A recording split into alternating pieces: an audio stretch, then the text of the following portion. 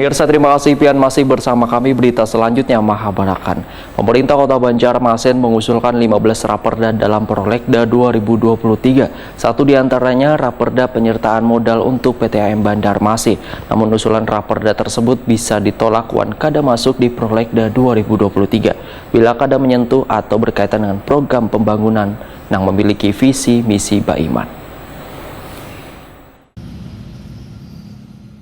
Pemerintah Kota Banjarmasin mengusulkan 15 raperda dalam Prolegda 2023, satu diantaranya raperda penyertaan modal untuk PTAM Banjarmasin. Namun usulan raperda tersebut bisa ditolak wan kada masuk di Prolegda 2023 bila kada menyentuh atau berkaitan dengan program pembangunan yang memiliki visi misi Baiman. Demikian dipadahkan Wakil Ketua DPRD Banjarmasin Matnor Ali FSE lawan Prima TV Celang tengah hari Rabu 5 Oktober 2022. Politisi Partai Golkar ini menyatakan raperda yang diusulkan nantinya akan disaring dan dievaluasi terlebih dahulu, kemudian dibahas kesesuaiannya dengan visi misi pembangunan. Bila bertentangan, kemungkinan akan ditolak. Begitu pula dengan raperda penyertaan modal untuk PTAM Banjarmasin. Bila usulan tersebut bertentangan wan kada sejalan dengan misi pembangunan, maka akan dicoret dari Prolegda.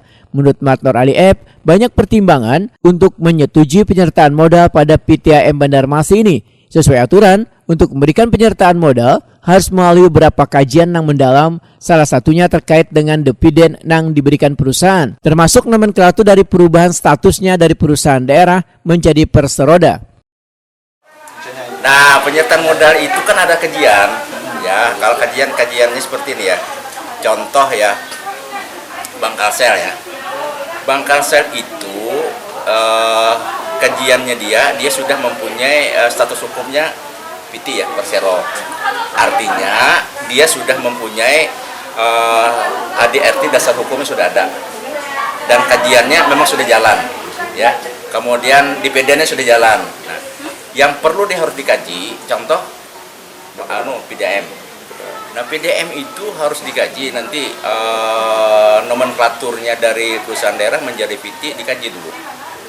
Nanti dari dewan juga akan mengkaji itu apakah ADRD-nya sudah berubah. Dia tidak merupakan perusahaan daerah lagi menjadi PT. Nah, kemudian lagi ada kajian-kajian secara khusus nanti yang menyangkut dengan dividennya. Nah, kalau memang itu memang tidak berubah, itu bisa ditolak. Matnor Ali F menambahkan, anggota Badan Anggaran DPRD Banjarmasin kada sembarangan dalam memberikan penyertaan modal perusahaan daerah milik pemerintah kota karena harus ada syarat wan aturannya.